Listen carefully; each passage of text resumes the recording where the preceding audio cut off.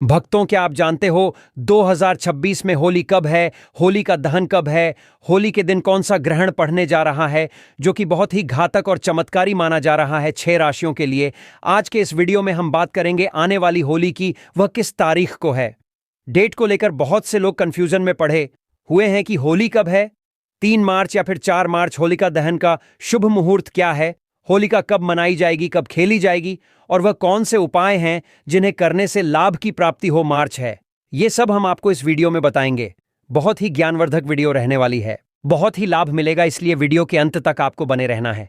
अगर वीडियो आपको थोड़ा सा भी अच्छा लगे तो वीडियो को लाइक कर देना, शेयर कर देना और कमेंट बॉक्स में लिख देना। भगवान नरसिंह देव की जय हो, जय लक्ष्मी माता। इस साल 2026 की होली पर 33 प्रमुख चीज एक साथ आ रही है। होली है उसे दिन भद्रा की जो चर्चा की जा रही है वह भी सही है। भद्र है होली पर और होली पर भद्र लागू भी होती है। तो किस समय होली है, किस समय जलानी है, इस बारे में जानना आवश्यक है। तीसरा ग्रहण बताया जा रहा होली पूर्णिमा पर होती है, पूर्णिमा पर होता है। चंद्र ग्रहण भी है, उसका क्या प्रभाव रहेगा वह जानना बहुत आवश्यक है। इतना बड़ा फेस्टिवल है कि उसको कैसे मनाया जाए, कैसे पूजा की जाए और किस प्रकार से उसका दहन किया जाए, क्या सामग्री उसमें अर्पित कीजिए, ये सारी बातें जो है बहुत महत्वपूर्ण हो जाती हैं। सारी जानकारी महत्वपूर्ण है, इसीलिए तो आपको होली से संबंधित, ग्रहण से संबंधित या भाद्र से संबंधित कोई अन्य वीडियो देखने की आवश्यकता ही नहीं रहेगी, क्योंकि यह वेद पुराणों से संबंधित प्राचीन शास्त्रों पर आधारित चैनल है। इस पर हम जानकारी फुल प्रूफ देते हैं। पंचांग पर आधारित, शास्त्रों पर आधारित, पुराणों पर आधारित सभी जगह से रिसर्च होता है, इसका निष्कर्ष निकालता है, वह हम आपके यहां बताते हैं। तो इस प्रकार से हमारे यहां जानकारी होती है, वह सही, सटीक और प्रमाणित होती है। हम इधर उधर की बातें नहीं करते, मनगढ़ंतहीन में वहीं हम आपको बताते हैं। उससे बचने के लिए भगवान शंकर की कृपा प्राप्त करने के लिए कमेंट बॉक्स में अवश्य लिखे जय शिव शंकर, जय नरसिंह देव, जय नरसिंह देव। लिखने से आपके जितने भी बुरी शक्तियां हैं वह आपसे दूर रहे, नजर, टोने, टोटके आदि का प्रभाव कम होगा, तो अवश्य लिखे जय नरसिंह देव। लिए वीडियो आरंभ करते हैं। आपसे एक प्रार्थना है कि वीडियो को लाइक अवश्य कर दीजिएगा, क्योंकि आपका एक लाइक जो है ना वो हमारे लिए बहुत महत्वपूर्ण होता है। जब आप लाइक करते हैं तो हमारी जो मेहनत है वह सार्थक प्रतीत होती है। होली का जो धन है वह होता है फाल्गुन मास की पूर्णिमा को। तो पहले यह जानना आवश्यक होता है कि फाल्गुन मास की पूर्णिमा किस दिन है और उसी दिन होली का दहन किस समय किया जाएगा। होली जो है वह 2 दिन का त्योहार होती है। एक दिन होलिका जलाई जाती है, होली का दहन होता है। ये सभी लोग दिन में होलिका की पूजा करते हैं और पूजन करने के बाद रात्रि को शुभ मुहूर्त में भद्रा रहित समय में होलिका का दहन किया जाता है। भद्रा रहित समय अर्थात जिस समय में भद्र नहीं होनी चाहिए, क्योंकि होली और रक्षाबंधन दोनों पर ही भद्रा का बहुत अधिक प्रभाव होता है। उनके लिए भद्र हमेशा लागू रहती है, सदा लघु रहती है। इसीलिए आपको भद्रा समय देखकर ही आपको होलिका का दहन करना चाहिए। अगले दिन रंगों वाली होली, जिसे धुलंडी कहा जाता है, अलग अलग नाम से भारतवर्ष के भिन्न भिन्न प्रति में जाना जाता है, उसे दिन, रंग, गुलाल आदि लगाकर होली मनाई जाती है। इस प्रकार से 2 दिन का त्योहार है और उसके बाद आता है बांसवाड़ा बंद सड़ से संबंधित जो जानकारी है उसके लिए हम एक अलग से वीडियो बनाएंगे, क्योंकि एक बहुत बड़ा विषय है शीतला सप्तमी, शीतला अष्टमी, बासौदा। इसके बारे में हम अवश्य ही आपको एक वीडियो बनाकर देंगे, जिसमें विस्तृत आपको बताएंगे कि किस दिन आपको मानना है। यह बांसवाड़ा जो है न वह शीतला सप्तमी या शीतला अष्टमी ही नहीं है, बासौदा आप कई बार होलिका दहन के बाद आने वाले गुरुवार को भी करते हैं और कई बार आप सोमवार को भी करते हैं। तो एक विस्तार भी जानकारी है जिसके बारे में हम 6 रूप से आपको बताएंगे अगले वीडियो में। अभी हम केवल केंद्रित रहते हैं होलिका दहन पर। होली पर होलिका दहन की विशेष रूप से आपको तैयारी करनी चाहिए। सबसे पहले तो अगर हम भारतीय परंपरा की बात करें तो होली वाले दिन आपको बड़कुल की आवश्यकता होती है। बटकल कहते हैं, कुछ लोग गोलियां कहते हैं, बगुला कहते हैं, अलग अलग नाम हैं, अलग अलग शहर में अलग अलग नाम से जाने जाते हैं, जो कि गोबर के जो बना जाते हैं, अलग अलग आकृतियां होती है, उसमें कतर, चांद और हाथी कतर, इस प्रकार से एक गोल बनाया जाता है। ये सब अलग अलग आकृतियां जो है वह बनाई जाती है। गोबर से उनको एक माला में पिरो लिया जाता है और उनको जहां होली का आपके इलाके में पूजन किया जाता है ना, वहां पर अर्पित कर दिया जाता है। पूजन की विधि भी आपको आगे हम बताएंगे, आरंभ कर दीजिए। जिनके यहां पर बनती है, आज गांव देहात की बात करें या कुछ शहरों में भी जहां गोबर मिल जाता है लोगों को तो बनाते हैं, तो आप बलघुरिया को अभी बनाना आरंभ कर सकते हैं। अलग अलग आकृतियां हैं इससे संबंधित। यदि शास्त्रीय जानकारी आप जानना चाहते हैं तो कमेंट बॉक्स में लिखिए। हम अवश्य ही इस वीडियो बनाएंगे क्योंकि लोगों को आवश्यकता होती नहीं है, इसलिए अभी तक हमने इसकी वीडियो नहीं बनाया है कि बड़कुले कब से बने हैं, कैसे बने हैं, क्या क्या बनाना है। आप चाहते हैं जानना तो अवश्य आवश्यकता होती है। आजकल जो शहरों में रहते हैं उनके लिए हम बता दें कि मिल जाते हैं। आप किसी भी प्लेटफॉर्म से इनको मंगवा सकते हैं। किसी भी प्लेटफॉर्म का यहां पर वर्णन करना उचित नहीं रहेगा। हम यहां पर डिस्क्रिप्शन में या नीचे लिंक डाल देंगे तो आप उसको देख लीजिएगा। वहां से आपको अवश्य है वह मिल जाएंगे। उसे दिन आपको सुबह सूर्योदय से पहले उठकर स्नान आदि करने के बाद होलिका का जो पूजन करना है ना, पूजन के समय से पहले सामग्री एकत्र कर लीजिएगा। सामग्री में क्या चाहिए आपको, पहले तो बड़कुल रखिएगा, उसकी माल बना लीजिएगा। थोड़ी सी हल्दी रखिएगा, थोड़ा सा कुमकुम रखना, अक्षत रखना, और एक लोटे में जल लीजिएगा। थोड़ कच्चे मूंग भी रख लीजिएगा, थोड़ से बताशे रख लीजिएगा। कुछ लोग इसमें हल्दी प्रयोग करते हैं तिलक के लिए, कुछ लोग इसमें कुमकुम रोली प्रयोग करते हैं। दोनों ही उचित है। आपके यहां पर जो भी प्रयोग में होता है वह आप ले लीजिएगा। इस प्रकार से यह सारी सामग्री आप एकत्र कर लीजिए। एकत्र करके एक स्थान पर बैठ जाए। अपने बड़कुल की जो माला बनाई है ना, उसका पूजन आपके घर पर ही कर लेना चाहिए। पूजन कैसे करेंगे, बात को लेकर जो आपने बनाई है माला, उसको पहले थोड़े से जल के छींटे दीजिएगा। उसके बाद तिलक लगाए, अक्षत लगाइए, थोड़े से पुष्प उसे पर छोड़िएगा, हाथ जोड़कर प्रणाम कीजिएगा। उसके बाद उसे माला को रख लीजिएगा थाली में या जैसे भी आप ले जाना चाहे। बाकी सामग्री को विद्यालय में एकत्र कीजिएगा और उसके बाद आप पूजा के लिए चले जाइए। इस समय पूजा करनी है। शुभ मुहूर्त आगे हम बताएंगे। अभी भाद्र के अनुसार क्या समय रहेगा। पूजा के लिए एक माला बनाई जाती है बच्चों के लिए, और जो बच्चे होली का पूजन के लिए जाते हैं तो वह गले में उसको पहन के जाते हैं। यदि आपके यहां ऐसी प्रथा है तो आप उसको कर सकते हैं, इस दोष नहीं है। यह कि कुछ भिन्न भिन्न प्रथाएं होती हैं। इनका एक कोई रिलीजियस फैक्टर नहीं होता है। इनका किसी धर्म से बहुत अधिक लेना देना नहीं है कि बच्चे जो है वह ननिहाल से आई हुई ड्राई फ्रूट्स, टॉफी आदि की माला पहन के जाते हैं। वैसे भी आज के समय में बच्चे जो हैं ये सब पहन के जाना पसंद भी नहीं करते हैं। यह आप अपने अनुसार देख लीजिएगा जो आपके यहां होता हो। इस प्रकार से सामग्री लेकर जिस स्थान पर होली जलाई जाती है वहां पहुंचेगा। होलिका जलाई जाती है। आपके क्षेत्र लकड़ियों की होलिका बना दी गई होगी। वहां पहुंच के सर्वप्रथम आप जल के छित्तुपुर अर्पित कीजिएगा, हल्दी कुमकुम अर्पित करके अक्षत अर्पित कीजिएगा। आप मूंग भिगो के रख दीजिएगा, सुबह वह मूंग लेकर जाएगा। मूंग अर्पित कीजिएगा, बताशे भोग के रूप में अर्पित कीजिएगा। दक्षिणा के रूप में कुछ दक्षिणा राशि भी आप वहां पर अर्पित कर सकते हैं। आपको एक परिक्रमा करते हुए देना है। वह ऐसा नहीं कि आप जो होलिका का दहन करने के लिए जो लड़कियां लगाई हुई है वह गीली न हो जाए, तो आप एक परिक्रमा करते हुए उसके बाद कच्चा सूत लीजिएगा और अच्छे सूट को 5 या 7 बार लपेट का होलिका कैसे चक्कर लगाते हुए चारों तरफ से, और 5 या 7 बार उसे होलिका के लपेटी का, उसके बाद होलिका आपको प्रणाम कीजिएगा। इस प्रकार से यह आपको होलिका की पूजा वहां पर करनी है। इस प्रकार से आपको होलिका की पूजा करनी है।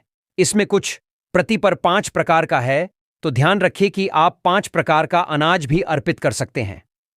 होलिका को साथ ही पुष्प आप अवश्य अर्पित कीजिएगा।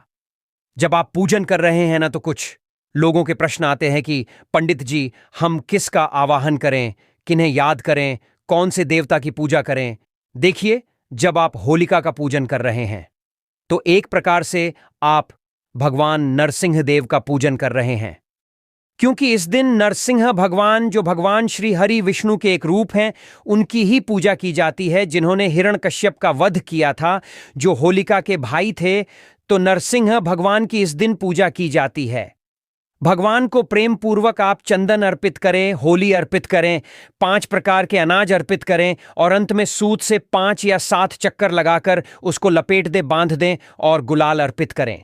यह पूरी विधि रहेगी होलिका के पूजन की। होलिका का पूजन करने के बाद जब आप घर पर आएंगे तो आप पहले ही एक दीपक बनाकर लेकर जाएं। दीपक कौन सा कर मुंह वाला दीपक बनाएकर मुंह वाला आटे का दीपक वह बनाकर लेकर जाए। अगर न संभव हो तो मिट्टी का दीपक भी ले सकते हैं। उसे दीपक में तेल भर लीजिएगा और तेल का दिया आपको अपने मुख्य द्वार जब आप वापस आ रहे हैं तो घर में प्रवेश करने से पहले तेल का दिया आपको मुख्य द्वार पर जलाना है, प्रणाम करना है, उसे पर थोड़े पुष्प अर्पित कीजिएगा और उसके बाद ही आप अंदर प्रवेश कीजिए। भगवान नरसिंह के बाद अपने घर में प्रवेश करना है। अब बात आती है कि आपने किस समय होली का दान करना है और भद्रा का क्या फैक्टर रहेगा इसकी और क्या सावधानियां आपको इस दिन बरतनी चाहिए। होली का जो दहन है ना, वह भद्रा रहित काल में होना चाहिए, जिस समय पर भद्रा न हो। इस दिन जो भद्र है ना, वह रात्रि को 11:02 पर समाप्त होने वाली होली वाले दिन भद्रा रात्रि को 11:26 पर समाप्त होगी। तो होली का दहन तो उसके बाद ही किया जा सकता है, उससे पहले तो होली का दहन आप नहीं करेंगे। होली वाले दिन आपको टोने, टोटके, बुरी नजर आदि से बचने की बहुत सावधानी बरतनी पड़ती है, क्योंकि इस दिन लोग बहुत सारी चीज करते हैं। तो जब भी आप चौराहे से गुजरे तो सावधानी बरते कि कोई भी ऐसी चीज अगर आपको दिखाई दे तो उसे बचते हुए निकले। किसी का दिया हुआ इस दिन न खाएं। यदि आपको किसी पर आशंका हो तो आप उसे किसी भी प्रकार की चीज ग्रहण न करें।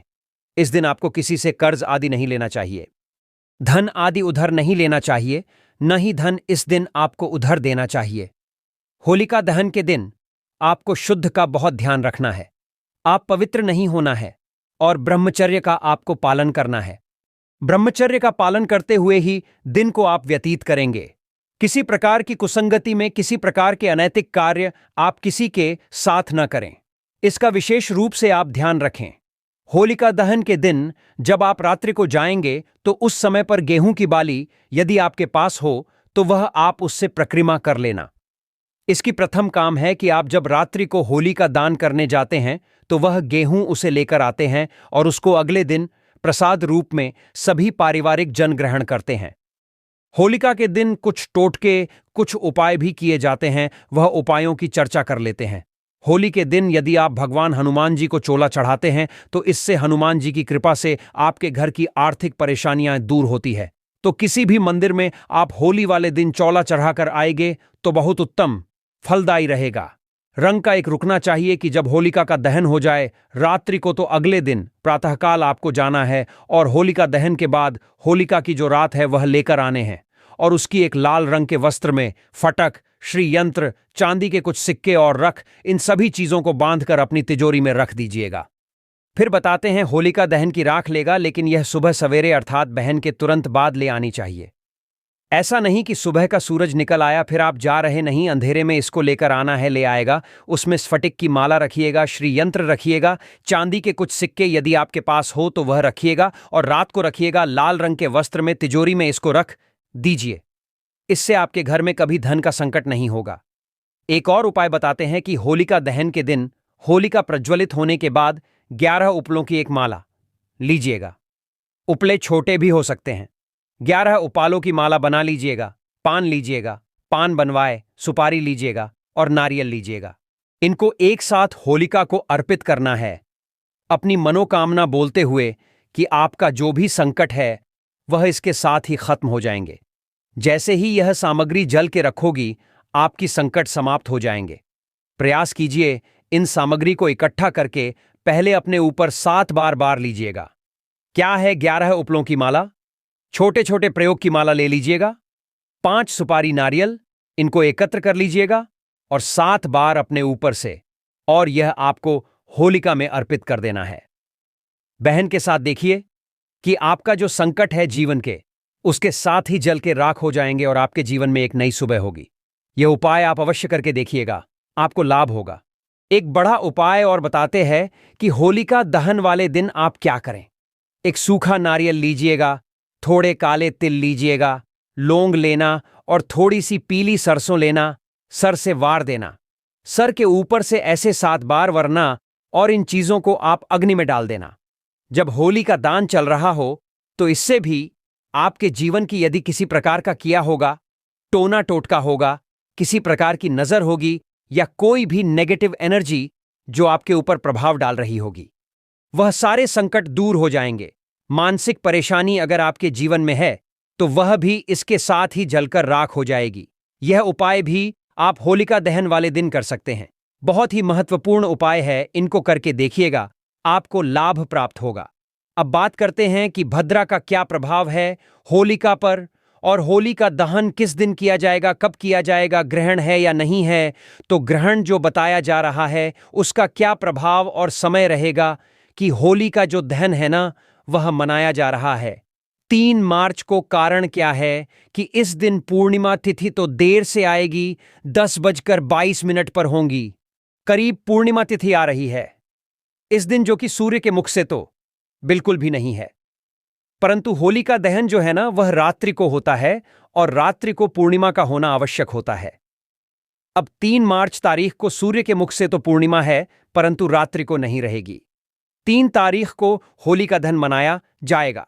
2 मार्च की रात्रि को सूतक काल आरंभ हो रहा है, और ग्रहण दोपहर 3:20 से शुरू होकर शाम के 6:47 तक चंद्र ग्रहण लगा रहेगा, और इसका प्रभाव रात 10:47 तक रहेगा।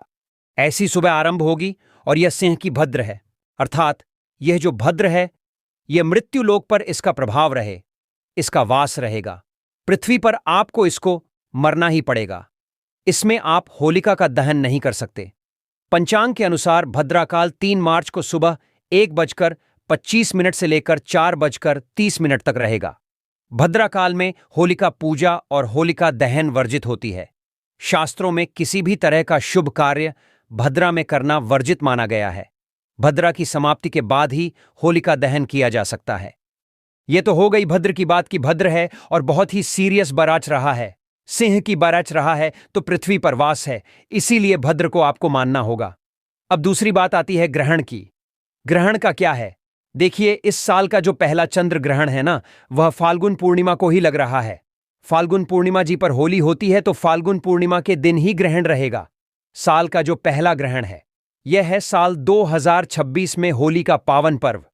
फाल्गुन मास की पूर्णिमा के अवसर पर बड़े हर्षोल्लास के साथ मनाया जाएगा, जिसमें होली का दहन 3 मार्च 2026 मंगलवार को संध्या के बाद किया जाएगा, और इसके अगले दिन 4 मार्च 2026 बुधवार को रंगों वाली होली अर्थात धुलेंडी पूरे उत्साह के साथ मनाई जाएगी। परंपरागत मान्यताओं के अनुसार होलिका दहन का कार्य सदैव शुभ मुहूर्त में ही किया जाता है, और विशेष रूप से भद्रा काल के दौरान होलिका दहन वर्जित माना जाता है। इसलिए अपने स्थानीय पंचांग या क्षेत्रीय समयानुसार भद्रा समाप्त होने के बाद ही होली जलाना सबसे उचित और शुभ माना जाता है। कई बार लोग ग्रहण के प्रभाव को लेकर संशय में रहते हैं, परंतु यदि ग्रहण की तिथि होलिका दहन से भिन्न हो या उसका समय दहन के मुहूर्त से अलग पड़ता हो, तो सामान्य धार्मिक मान्यताओं के अनुसार उसका होलिका दहन पर कोई विशेष प्रभाव नहीं माना जाता, और परंपरा के अनुसार निर्धारित शुभ समय में ही दहन करना उचित रहता है। होलिका दहन बुराई पर अच्छाई की विजय का प्रतीक है, और इस अवसर पर लोग अग्नि की परिक्रमा कर सुख, समृद्धि और आरोग्य की कामना करते हैं। इसके अगले दिन धुलेंडी के रूप में रंगों की होली मनाई जाती है, जिसमें लोग आपसी प्रेम और भाईचारे का संदेश देते हुए एक दूसरे को रंग, गुलाल और अबीर लगाकर शुभकामनाएं देते हैं, मिठाइयां बांटते हैं, रिश्तों में मधुरता बढ़ाते हैं और सामाजिक एकता का उत्सव मनाते हैं। इस प्रकार होली 2026 का यह पर्व आध्यात्मिक, आस्था, सांस्कृतिक परंपरा और सामूहिक आनंद का सुंदर संगम बनकर सभी के जीवन में उत्साह, सकारात्मकता और नई ऊर्जा का संचार करेगा। होलिका अग्नि में अर्पण कर नकारात्मकता, शुद्ध होलिका दहन की अग्नि को शुद्धि और रक्षा का प्रतीक माना जाता है। इस दिन परिवार के सदस्य एक साथ बैठकर सूखे नारियल, गेहूं की बालियां, चना और थोड़ी सी गुड़ की डली अग्नि में अर्पित करते हैं। ऐसा करते समय मन ही मन अपनी चिंताओं, भय और नकारात्मक विचारों को भी अग्नि को समर्पित करने का भाव रखे। मान्यता है कि जैसे भक्त प्रहलाद की रक्षा हुई और होलिका का दहन हुआ, वैसे ही सत्य और सकारात्मकता की विजय होती है। अग्नि की परिक्रमा करते हुए परिवार की सुख, समृद्धि, स्वास्थ्य और मानसिक शांति की प्रार्थना करें। परिक्रमा के बाद अग्नि की थोड़ी सी राख घर लाकर मुख्य द्वार या पूजा स्थान पर सुरक्षित रखी जाती है, जिसे रक्षा का प्रतीक माना जाता है। यह उपाय मानसिक भार कम करने, नकारात्मक ऊर्जा दूर करने और नए आरंभ का संकल्प लेने का आध्यात्मिक अवसर देता है। श्रद्धा, संयम और सकारात्मक भाव से किया गया यह कर्म आंतरिक शुद्धि का माध्यम माना जाता है। घर की समृद्धि हेतु अन्न और गुड़ का दान होली के दिन दान का विशेष महत्व माना जाता है, क्योंकि यह उत्सव केवल आनंद का नहीं बल्कि साझा खुशियों का प्रतीक है। इस दिन गेहूं, चावल, दाल, गुड़ या मिठाई का दान करने की परंपरा कई क्षेत्रों में प्रचलित है। मान्यता है कि अन्न दान करने से घर में अन्नपूर्णा का वास बना रहता है और आर्थिक स्थिरता में वृद्धि होती है। दान करते समय अहंकार या दिखावे का भाव न रखें, बल्कि कृतज्ञता और सेवा भाव से यह कार्य करें। यदि संभव हो तो किसी जरूरतमंद परिवार, मंदिर या आश्रम में अन्य सामग्री अर्पित करें। दान देने से पहले मन में यह संकल्प लें कि घर में सद्भाव, स्वास्थ्य और समृद्धि बनी रहे। कई लोग इस दिन भोजन बनाकर गरीबों को खिलाते भी हैं, जिसे अत्यंत पुण्यकारी माना जाता है। यह उपाय सामाजिक करुणा को बढ़ाता है, मन में संतोष लाता है और जीवन में सकारात्मकता का संचार करता है। आध्यात्मिक दृष्टि से दान व्यक्ति के भीतर उदारता और संतुलन विकसित करने का मार्ग भी माना जाता है। घर की रक्षा हेतु पवित्र राख का प्रयोग होलिका दहन के अगले दिन प्रातःकाल होलिका की राख को अत्यंत पवित्र माना जाता है। परंपरा के अनुसार इस राख को थोड़ी मात्रा में लाकर घर के मुख्य द्वार, तिजोरी स्थान या पूजा स्थल में सुरक्षित रखा जाता है। कई लोग इसे जल में मिलाकर घर के कोनों में छिड़काव भी करते हैं। मान्यता है कि यह उपाय नकारात्मक ऊर्जा, अशुभ प्रभाव और मानसिक अशांति को कम करने में सहायक होता है। राख को लाते समय मन में श्रद्धा और शुद्धता का भाव रखें तथा इसे अपवित्र स्थान पर न रखें। यह भी कहा जाता है कि घर के सदस्यों के माथे पर हल्का तिलक लगाने से आत्मबल और संरक्षण का भाव जागृत होता है।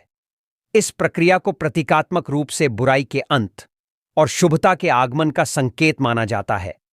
यह उपाय मनोवैज्ञानिक रूप से भी सकारात्मक प्रभाव देता है, क्योंकि व्यक्ति स्वयं को सुरक्षित और संरक्षित महसूस करता है। परिवार के साथ मिलकर यह प्रक्रिया करने से आपसी विश्वास और आध्यात्मिक जुड़ाव भी मजबूत होता है। रंगों के साथ संबंध सुधार संकल्प। रंगों की होली केवल उत्सव नहीं बल्कि संबंधों को पुनर्जीवित करने का अवसर भी मानी जाती है। इस दिन पुराने मनमुटाव को छोड़कर प्रेम और क्षमा का संकल्प लिया जाता है। किसी ऐसे व्यक्ति को रंग लगाकर शुभ कामना दे जिससे दूरी या गलत फहमी रही हो। ऐसा करते समय मन में यह भावना रखे कि जीवन में कड़वाहट की जगह सौहार्द और मधुरता आए। परंपरा के अनुसार गुलाल को प्रेम, आनंद और सकारात्मक ऊर्जा का प्रतीक माना जाता है। कई लोग इस दिन अपने घर के बड़े बुजुर्गों के चरण स्पर्श कर आशीर्वाद लेते हैं और बच्चों को स्नेह देते हैं। यह सामाजिक सामंजस्य को मजबूत करने का आध्यात्मिक उपाय माना जाता है। मनोवैज्ञानिक दृष्टि से भी यह प्रक्रिया तनाव कम करती है और भावनात्मक संतुलन बढ़ाती है। उत्सव के दौरान संयम, सम्मान और सद्भाव बनाए रखना ही। आज के लिए बस इतना ही। मिलते हैं हम अगली वीडियो में। हमारे YouTube चैनल को सब्सक्राइब करना ना भूलिएगा और एक लाइक जरूर दीजिएगा और कमेंट में लिखिएगा। हर हर महादेव, जय श्री कृष्णा। और आप सभी को और आपके परिवार को होली की हार्दिक शुभकामनाएं हमारी तरफ से। धन्यवाद।